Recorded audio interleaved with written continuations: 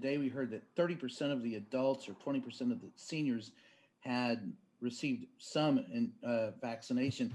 Is that are the 20% seniors a 20% of the total number, or is that a subset of all adults first?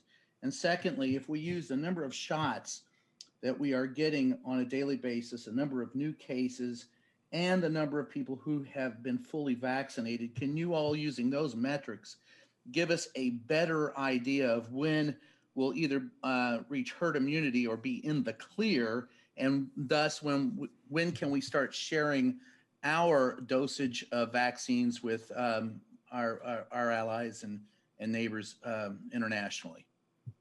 It sounds like an SAT math question.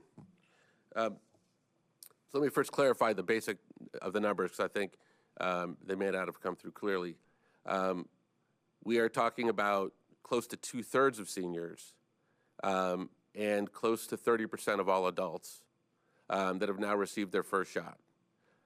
And I think it's important, for reasons that I think both Drs. Walensky and Fauci could articulate, that people get their second shot, largely because of the durability and the variants. So as we report these numbers out, this is to report on the progress and the very hard work of tens of thousands of people, but it's by no means should be perceived as declaring victory. There's much more work to do.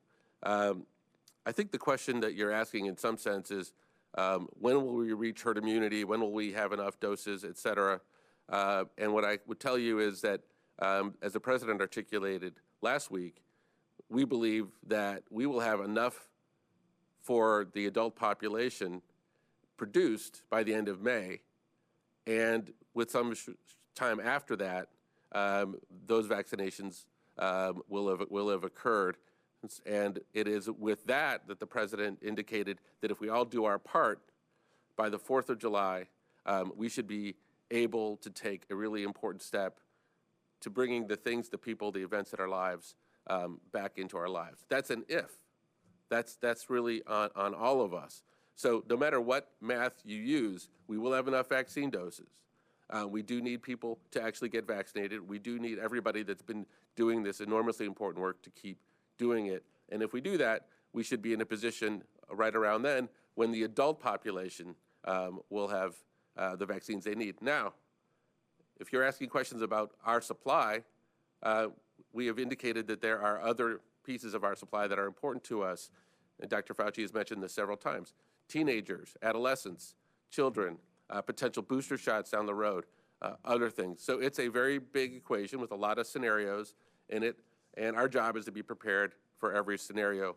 Now, having said all that, I think there was a part of your question about the world, about the globe, and so maybe I can ask Dr. Fauci to talk about the efforts that we have undertaken already, even as we vaccinate our country, to make sure we're playing a leadership role in the globe. Yes, thank you, Andy. So, as you well know, on the first day of the president's presidency, his tenure, he had me go out early in the morning and make a speech to the executive board of WHO saying we're going to rejoin WHO and we're going to be part of COVAX, which means, that we've made a commitment of $4 billion that the United States will be giving to COVAX, which is a multi-organization, multi-country effort to help those countries that do not have the resources to be able to vaccinate their people to get them vaccinated.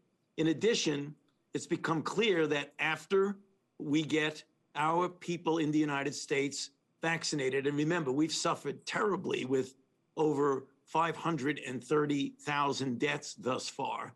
So our responsibility of getting our people vaccinated first before we start giving doses to other countries, which we will be doing that if and when we do have a surplus, which it looks very much like we will. But that will not occur until we actually have our people vaccinated. But the $4 billion has already been implemented. Part of it, $2 billion, and then $2 billion to come. So we're very actively involved in thinking about and caring about the plight of other countries. Andy, if I might just make one comment that was made part of the question, we should not get so fixated on this elusive number of herd immunity. We should just be concerned about getting as many people vaccinated as quickly as we possibly can, because herd immunity is still somewhat of an elusive number. We made a projection of it would likely be, I've said many times, somewhere between 70 and 85%, but we don't know that for sure. So rather than fixating on that, why don't we just say get as many people vaccinated as quickly as you possibly can, and every day that goes by now with more than 2 million doses going into people, we're getting closer and closer to control of this pandemic.